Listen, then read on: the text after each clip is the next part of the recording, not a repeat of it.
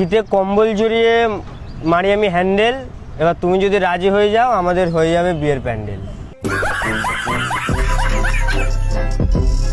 তোমার কি খেতে ভাল লাগে?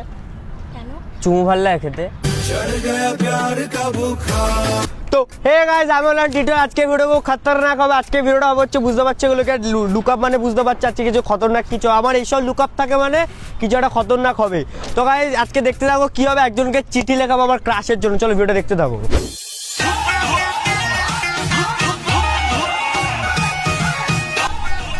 দিদি দাঁড়াও, বলছি দিদি আমি গ্রামের সাইডে থাকি আর আমার এইখানে কলকাতায় আমার একটা মানে কি বলবো আমার প্রেমিকা থাকে, মানে ভাল লাগে তাকে আমার। তো তাকে আমি একটা চিঠি লিখবো, তা আমি তো লিখতে পারি না, তো আমাকে একটু লিখে দেবে? হ্যাঁ না আরো সবাই আছে, এবার কার কাছে গিয়ে বলবে, একটু লজ্জাও লাগছে আমার, এখানে সব বড় বড় লোক।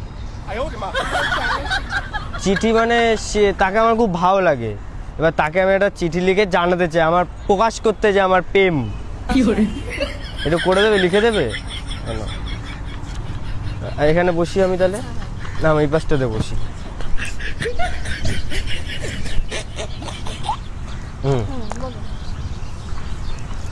ও দূরে বসি, ঠিক না। এবার লেখো, এবার ভালো করে লিখবো। হ্যাঁ জানো একটু মিস না হয় তাহলে কিন্তু আবার কিস করে দেবো আমি, মানে মিস হলেই কিস হয়ে যাবে।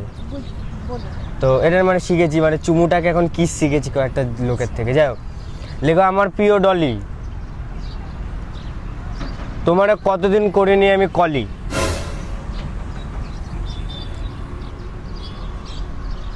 এই প্রথম দেখেই তোমাকে, না না লেখো তোমাকে প্রথম দেখেই আমার এই কি জানো এই চুমু খেতে ইচ্ছা করেছিল। কি ভালো না এটা?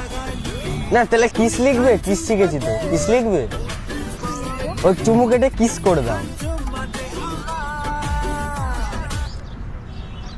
তোমার কি খেতে ভাল লাগে? চুমু ভাল লাগে খেতে? ভাল লাগবে তাই লিখবো তোমার ভালোবাসার চুমু আমি আবার দিতে চাই।